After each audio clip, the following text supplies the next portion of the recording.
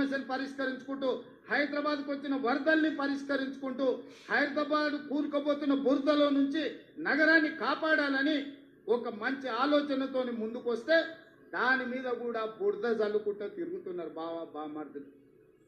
నేను అంటున్న కిరాయి మనుషులతో మీరు చేసే హడావిడి తెలంగాణ సమాజం నిశ్చితంగా గమనిస్తుంది. ఇవాళ పేదలకు అన్యాయమైందని ఏడుస్తున్నారు కదా. ఈ తెలంగాణ రాష్ట్రాన్ని దోచుకున్న నిధులు మీ పార్టీ ఖాతాలో 1500 కోట్లు ఉన్నాయి. ఒక 500 కోట్లు తీసి మూసీలో మునిగిపోయిన వాళ్ళకి పంచిపెట్టండి.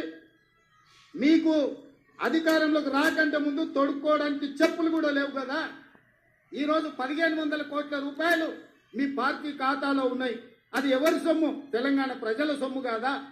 ఇవాళ తెలంగాణ ప్రజలు మూసీలో ఉన్న పేదలు బాధలు ఎదుర్కొంటున్నారని మీరు మాట్లాడుతున్నారు కదా. ఒక 500 కోట్ల రూపాయలు మీ పార్టీ ఖాతాలో నుంచి తీసి వాళ్ళకి పంచి పెట్టండి.